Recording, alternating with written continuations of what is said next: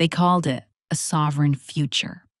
A place where code would replace corruption, where we'd barter with sunlight and bandwidth, where no one would have to beg a bank manager for permission to live. They called it Haven. We called it our last shot. I first saw them, Nova and Kyle, gliding through an after-party in Lisbon like they were made of neon and soft focus. Crypto royalty without the tech nerd energy. Nova with a voice that poured like warm honey over a beat. Kyle with the quiet predator's grace. The man who only smiled when it cost him nothing. They were the faces of Island Coin, a token, a movement, a map with a promise pinned to the middle of the sea. Imagine a place, Nova said on the rooftop, wind in her gold scarf, the Tagus glittering like a million microtransactions at our feet, where every sunrise is a ledger entry of abundance. Imagine you never need permission again. I just emptied my savings into a startup that died overnight, watched my father's pension shrink on a red chart, and slept with my phone under my pillow because I was afraid to wake up to zero. I was ripe for something that felt like faith. Island. Coin. Land-backed tokens. A private island under a trust, a DAO to vote on infrastructure, yield from solar staking, residency for early backers, and a Founders Week capped at 100 people to set the culture. We're not building a pump, Kale murmured in that rare smile, green light catching his jaw. We're building a place. I wrote the check first and asked smart questions after. That's how you get a front row seat to a revolution. Or a beautiful con. The boat from the mainland was a sleek gray thing with engines that purred like a big cat. We were a curated mix, developers, yoga influencers, an ex-hedge fund girl with a laugh like breaking glass, a teacher who'd gamed himself into a governance expert, a survivalist couple who'd sold their suburban house to buy 2 satellite phones, and a cargo crate of freeze-dried food. We posted videos on the ride out, the ocean splitting cleanly like it was making way for us. Nova filmed our faces, reverent and gullible. 100 hearts, she said. 1 island. Haven rose from the water like someone had drawn it. Scalloped beaches, a jagged ridge, palms gesturing theatrically at the sky. The dock was brand new, bleached wood, drones humming above like patient insects. A string band played. I hate that detail is true. It sounds like a bad satire. But there we were, sunstruck and clapping, and there was Nova on the dock, barefoot, caftan billowing, a portable mic in hand as if we were at church. "Welcome home," she said, and I felt a private sob hiccup in my chest because I wanted it to be true with a desperation I didn't think I was capable of anymore. They'd built fast, too fast in retrospect. Container homes painted chalk white with matte black trim, glass doors that folded back like glossy magazine ads, a grid of wooden walkways lit by embedded LEDs, the nighttime glowing like a runway. A solar field on the inland slope, a dozen squat batteries housed in aluminum boxes with the Island Coin logo embossed clean as a brand. Towers with mesh antennas for the mesh network. A generator building tucked behind a palm-draped rise, humming like a sleepy lion. And a glimmering pavilion by the beach, with an LED ticker craning around its edge, spitting price feeds and sentimental slogans. "We're not tourists," Kyle told us at the welcome dinner. "We're residents." He lifted his glass to the sovereign, to the ungoverned, to the unafraid. I slept the sleep of the saved the first night. The surf a white noise generator carefully set to peace. In the morning, I jogged the loop trail and passed a lean, older man with a lens big as my forearm, perched on a rock and watching the sunrise. Lather the water in liquid metal. Press? I asked. He glanced at me, flicked the hood up, and pretended not to hear. On day 3, Nova unveiled the governance stack in the pavilion. We'd stake Island Coin to vote on everything, from the shape of the rainwater catchment to whether we allowed tourists. She said stewards a lot. She said belonging more than once. The devs clapped at the right slide transitions. "This is not a rug," Nova said, grinning, like she was bored even having to say it.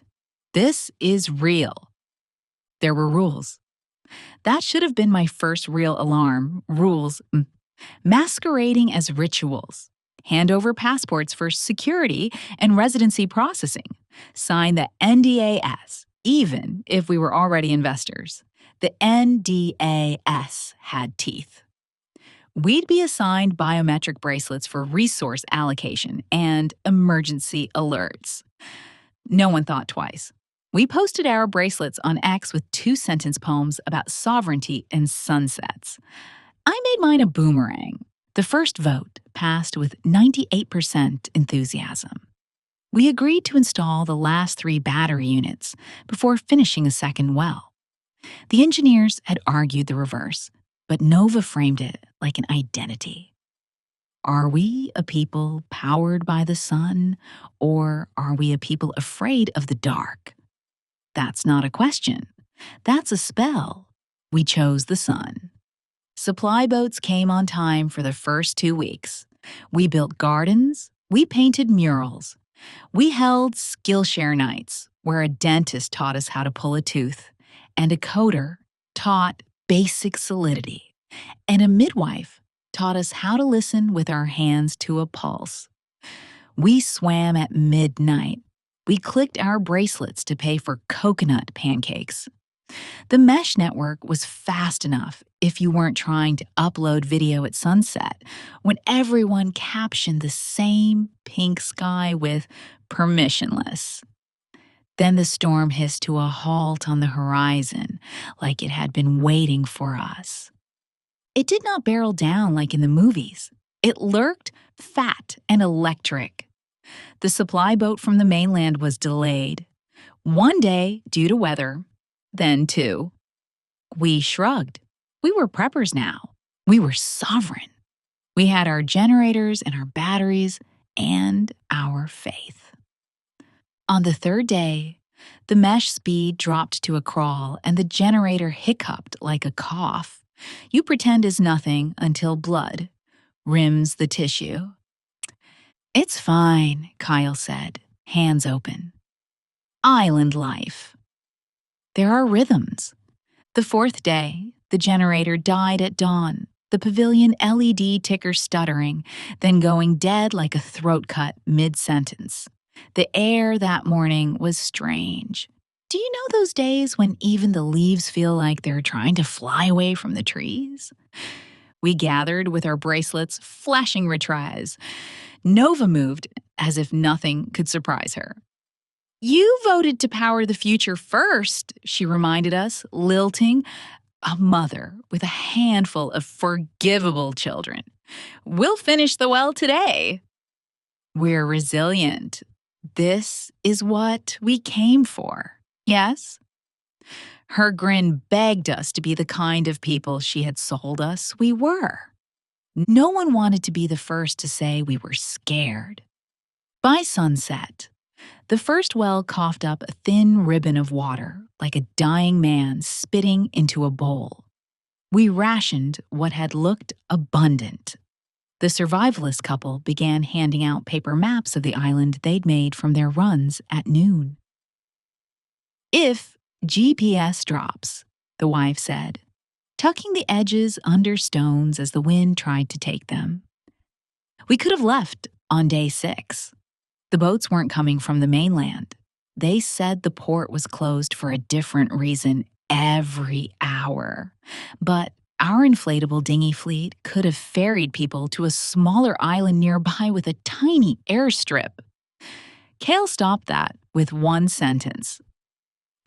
"No panic optics," he said in the pavilion, leaning in like he was sharing a delicious secret with 50 of his closest acolytes. "We've built something that needs time to root.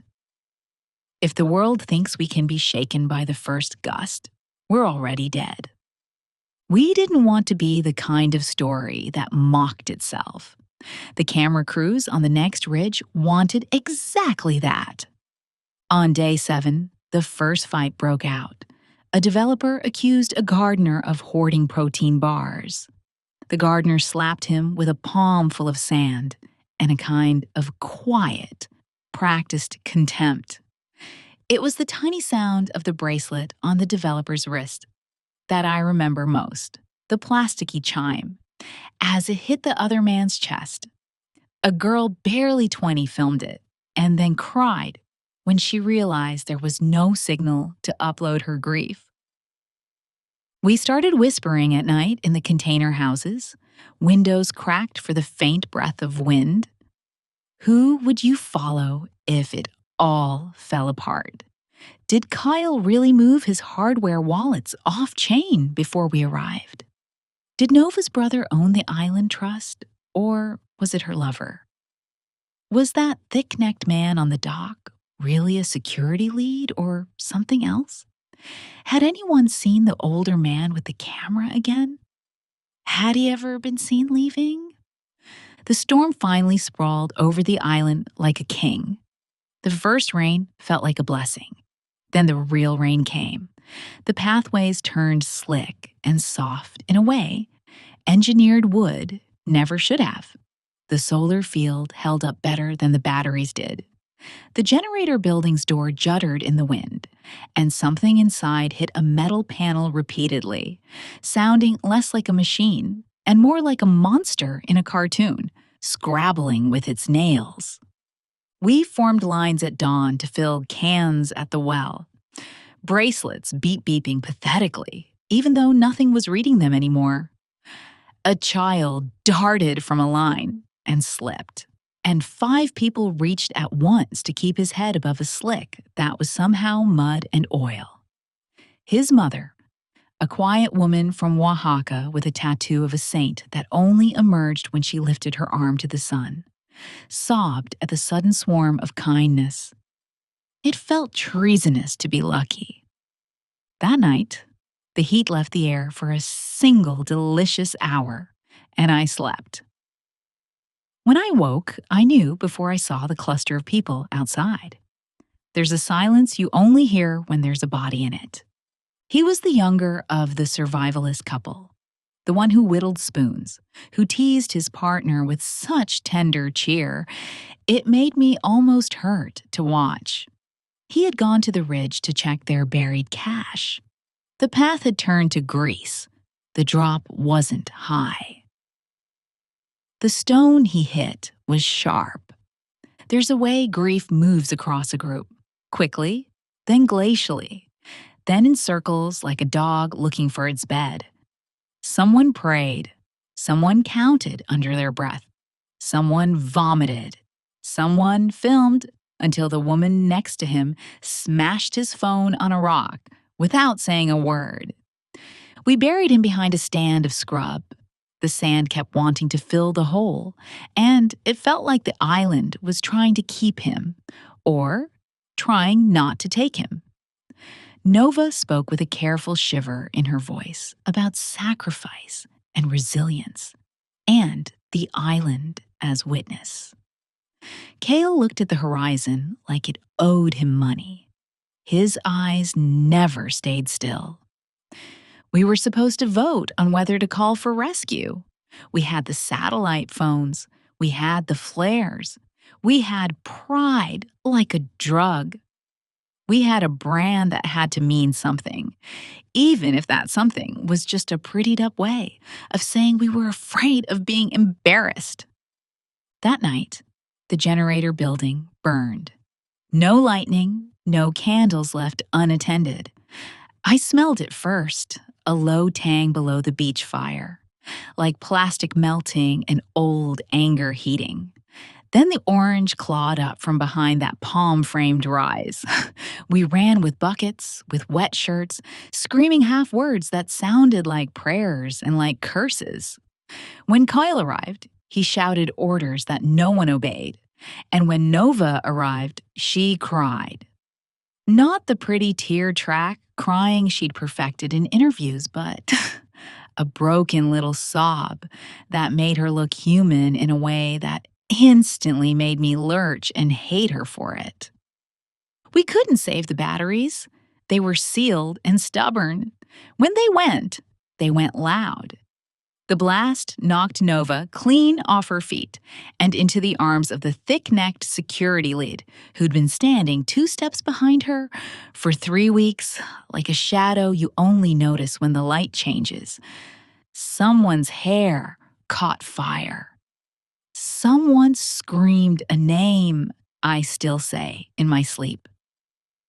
In the smoky morning, with the generator husk popped open like a rib cage and the battery cases buckled like flattened soda cans, we found him. The older man with the camera, crumpled behind the building, lens smashed, throat black, where he had breathed what he should not have. 2 dead. An island full of people who didn't yet know they'd been trapped long before the boat stopped coming. The thick-necked man got the satellite phone. He handed it to Cale. Cale stared at it like a bomb. The optics, he murmured. I slapped him. The sound was very small and very satisfying, and I would like to tell you, it changed anything. It changed my heartbeat. That is all. Nova took the phone with hands that could charm a room into feeling safe. She stared at it, at us, at the smoking ribs of the building, and, for the first time in 3 weeks, the performance stuttered. We need help, she whispered, and the thick-necked man dialed.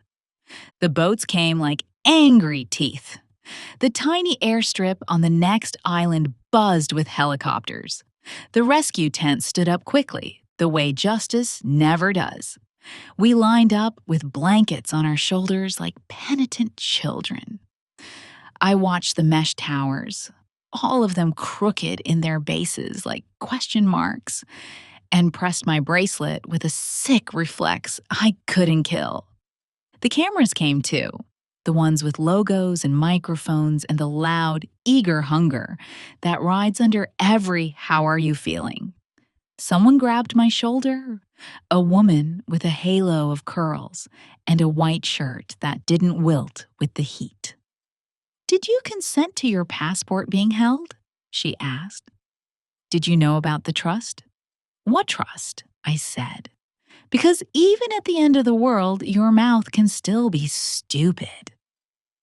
The trust, she said, pressing a paper into my hand, was not owned by a foundation. It was owned by a shell.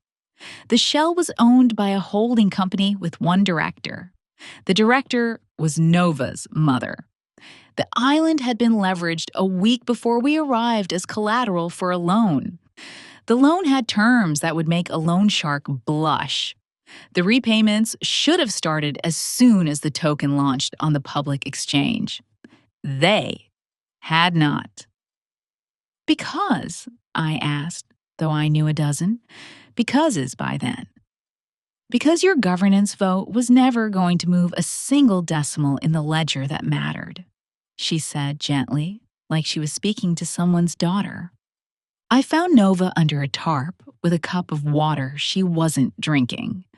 Her gold scarf was gray with ash. Cale was 2 feet away, trying to look like a man in control, and managing to look exactly like a man who had never learned how to stand still without imagining the mirror. This was always real, Nova said, before I could speak. The old seduction hitching itself to the new reality like a hitchhiker with a bright smile. We built so much. She gestured to the burned ribs and the half-dug well as if they might stand up and clap. We were so close. You held our passports, I said. My voice sounded like it had been dragged across old stones. You borrowed against the ground and told us the ground would save us. You gave us bracelets and called it belonging. You said, vote, and meant obey. You built an altar to yourself and sold us the candles. She cried then, not soft, not strategic, ugly, shaken, nose running sobs that made me want to sit beside her and press my shoulder to hers and tell her something that would make both of us feel like we weren't grotesque. I stood instead and watched the red crescent on the tent flap flutter, the air stirring like a small mercy. The investigator spoke to us in a tent with a folding table and a generator that worked. We need statements, he said. We need the truth. Not the brand, not the story you told your feeds. What you saw, what you signed, who you trusted, who you should not have. We gave them our statements. Some of us wept while we talked. Some of us laughed because sometimes the sound your body makes when it breaks is a laugh. Cale tried to slip onto a supply boat that first afternoon. The thick-necked man stopped him with the kind of efficiency that suggests practice. They took Cale in handcuffs that looked too shiny for the island. Nova sat down on a box and watched the water not ripple. Don't sell the story, she muttered when I walked by. Please, she looked up.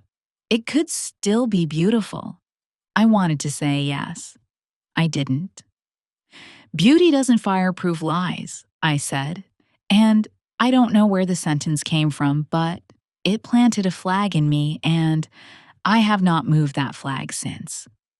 They flew us out by groups, names on a clipboard that felt like another ledger we did not control. I kept touching my bracelet, then laughed when I realized it was still on, and let a paramedic cut it off for me with a gentle clack, like a lock snapping open. She put it in a bag marked medical waste, and I thought, yes, that's almost funny. Back on the mainland, we became content for other people. Survivors, suckers, idealists, marks. Depending on the angle, we were either hope-drunk cultists or brave pioneers ruined by weather and greed. I was tired of being a moral of the story. I went home to a one-bedroom that had felt like a failure and now felt like a fortress, and sat on the floor in the dark until the sun lit the dust in the air, and I remembered there was no ocean here to forgive me or accuse me. At night, I dream of the LED ticker shutting its mouth and of the man with the camera turning his lens to me and saying gently, "Look." In the morning, I get emails from reporters with subject lines like Haven. What really happened? And are you ready to tell your truth? And the occasional island believer who writes, if the storm hadn't come, we'd be fine, like weather was the only wolf. 2 people died. Their names matter more than our slogans. I write them on sticky notes and put them on my desk so I don't say the older man and the younger one, and let the island make them nameless again. I send money to the survivalist woman every month because it's the only thing I know to do. That feels like it isn't just the digital performance of remorse. Nova took a deal before Kale did. Of course she did. She stood in court in a gray suit that made her look like a schoolgirl visiting a monastery. And she spoke about vision and execution risk and supply chain crisis, and how she never meant to harm. And the judge did not smile and did not perform, and the sound of his gavel was ugly and correct.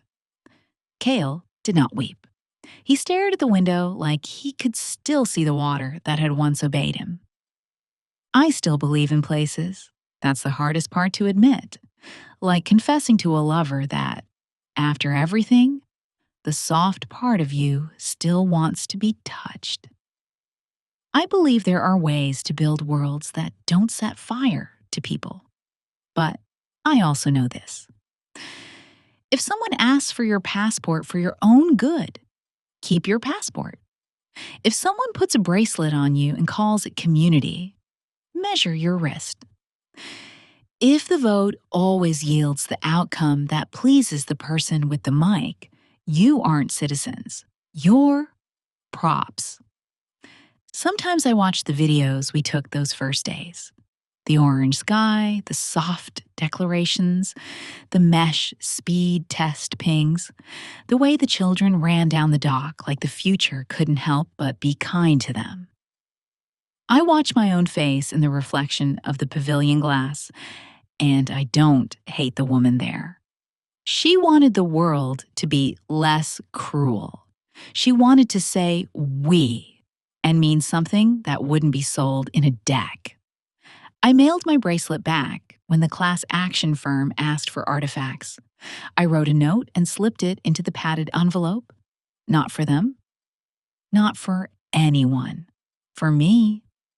It said, I will still go to the water. I will still plant what grows, but I will keep the matches far from the batteries, and I will keep the keys, and I will not applaud the speech that turns my hands into someone else's property.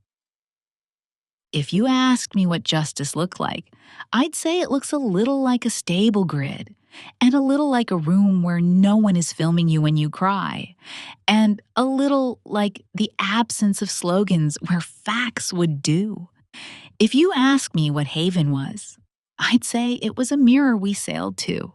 And when it cracked, we discovered our faces were still our own. They promised to build a paradise powered by code. We ended up learning that code is a tool, not a shepherd. They promised sovereignty. We learned that sovereignty without consent is just a costume for control. They promised an island. We learned the mainland could be a kind of home if we allowed it. If we forgave it for being ordinary and forgave ourselves for wanting more. Sometimes I walk to the pier on the city's edge and watch the ferries chew through the water, steady as a pulse. There is a woman who sells mango on a stick with chili and lime, and she knows my name now. We nod. We keep our hands. We keep our passports. We keep our words short and unmarketable and true.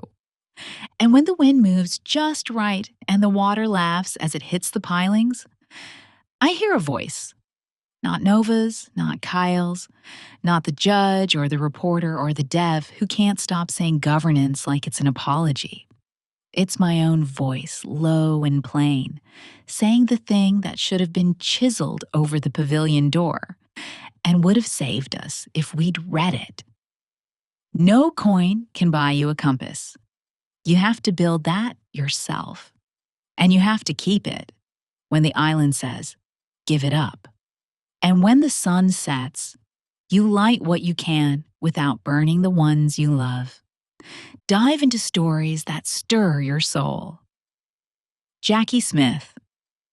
Stories is your daily haven for raw emotions, courageous women, and authentic true life narratives. We weave tales of hope, strength, dreams, and the quiet miracles of everyday life. Our stories inspire, uplift, and remind you you're never alone. Subscribe now to experience a fresh, heartfelt chapter every day that sparks wonder and connection. Join our community and be part of the journey.